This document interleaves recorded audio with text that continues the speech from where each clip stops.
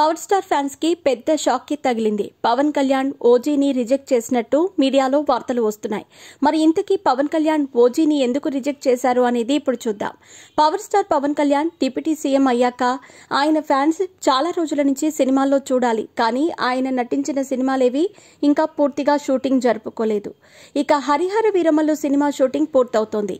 ఈ మార్చి 28న ఈ సినిమా విడుదలకు సిద్ధంగా ఉంది. అయితే ఈ సినిమా తర్వాత ఓజీ సినిమా కూడా పట్టాలెక్కబోతోంది. సాహో ఫేమ్ సుజీత్ దర్శకత్వం వహిస్తున్న ఈ సినిమాకి సాహో గారపాటి నిర్మాతగా వ్యవహరిస్తున్నారు. అయితే ఈ సినిమా నుండి విడుదలైన పోస్టర్, గ్లిమ్స్ ఇప్పటికే అభిమానుల్లో భారీ హైప్ క్రియేట్ చేశాయి. అయితే ఈ సినిమా తాజాగా పవన్ కళ్యాణ్ రిజెక్ట్ చేసినట్టు వార్తలు వినిపిస్తున్నాయి. ఇక పవన్ రిజెక్ట్ చేశారంటే సినిమా కాదు, పార్ట్ 2ని. ఇక విషయం, పవర్ స్టార్ పవన్ కళ్యాణ్ నటించిన ఓజీ సినిమాపై ఉన్న భారీ హోప్స్ దృష్ట్యా దర్శక నిర్మాతలు ఈ సినిమాని 2 పార్టులుగా తీసుకురావాలి అనుకున్నారట. అయితే ఈ కార్యక్రమం పవన్ కళ్యాణ్ కి చెప్పగా ఈ సినిమాకి పార్ట్ 2 అవసరం లేదు, అందులో నేను చేయను అని చెప్పేశారట. ఎందుకంటే పవన్ కళ్యాణ్ ఇప్పటికే ఒప్పుకున్న ప్రాజెక్టులన్నీ వాయిదా పడిపోయాయి. ఇలాంటి టైంలో అంటే చాలా కష్టం.